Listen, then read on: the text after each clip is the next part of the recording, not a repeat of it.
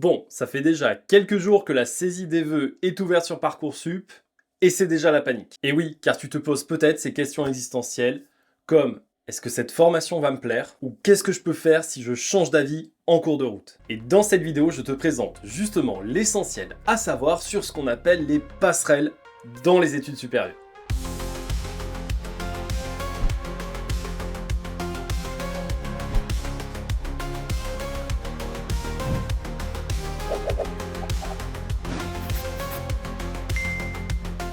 Alors d'abord, des étudiants qui se réorientent, c'est un phénomène qui existe. Même si ce n'est pas une norme, c'est-à-dire que ce n'est pas la majorité des étudiants qui le font, ça n'est pas non plus une minorité. En effet, on estime que c'est entre 20 et 25% des étudiants qui se réorientent chaque année. D'ailleurs, quand on regarde les statistiques de Parcoursup en 2024, ce sont 18% des candidats qui étaient des étudiants en réorientation. Et donc, certains étudiants en réorientation ont recours aux passerelles pour changer de voie. Mais c'est quoi le principe? C'est de pouvoir changer de parcours en cours de route sans pour autant avoir à tout recommencer à zéro. Alors, comment c'est possible? Grâce à deux choses. D'un côté, le système LMD, licence, master, doctorat, dans lequel s'inscrivent les études supérieures en France. Et de l'autre, les ECTS, ces fameux crédits que tu valides au fur et à mesure que tu passes des partiels ou que tu valides des matières. Et donc c'est la combinaison des deux qui te permet de changer. En gros, si tu as suffisamment de crédits européens, tu peux changer de parcours. Et donc, sur le papier, tous les changements sont possibles. Mais bon, tu te doutes bien que dans la réalité, il y a quand même des conditions à remplir. D'abord, ce sera toujours plus facile si tu passes d'un parcours général vers un parcours spécialisé. Ensuite, si les écarts thématiques entre ta formation actuelle et celle vers laquelle tu veux aller ne sont pas trop grands. Et enfin, autre catégorie un petit peu à avoir en tête, c'est que tu ne dois pas viser un domaine d'études spécifique qu'on dit fermé, qui en gros n'accepte pas trop les passerelles